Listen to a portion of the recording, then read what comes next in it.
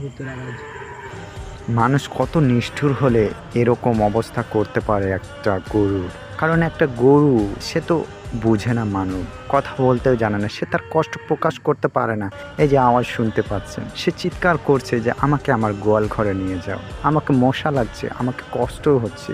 এখন প্রায় রাত 12টা বাজে, আর এই রাতে তার মালিক তাকে বেঁধে রেখেছে, তাও আবার রাস্তার কোলে। সে কত সহ্য করবে, তার ব্যথা হয়, তার কষ্ট পায়, কিন্তু তার মালিক বোঝে না। আমরা মানব, শুধু তার ক্ষেত্রে না, আমরা অনেক টাইমে আমরা প্রাণীকে কষ্ট দিই, এইভাবে বেঁধে রাখি অনেকক্ষণ। মশা থাক, নিজে বেঁচে থাকলেই হলো, কিন্তু প্রাণীর উপর আমাদের কোনো মায়া নেই। এই জন্য আল্লাহ তাআলা বলছে, আমার প্রাণীকুলের প্রতি যদি তুমি দয়া না দেখাও, তোমার প্রতি আমি কখনো দয়া দেখাবো না। এই জন্য আমরা যে দোয়াগুলো করি আল্লাহ তাআলা কবুল কেন করেন না? এসব কারণের জন্য আমরা প্রাণীকুলের প্রতি দয়া দেখাই না। আমাদের উচিত আমরা যেন সকল প্রাণীর প্রতি দয়া দেখাই।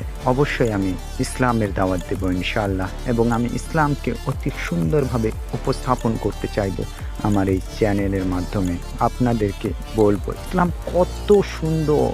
ইনশাআল্লাহ আমি আপনাকে সবচাইতে বেশি মূল্য দেব।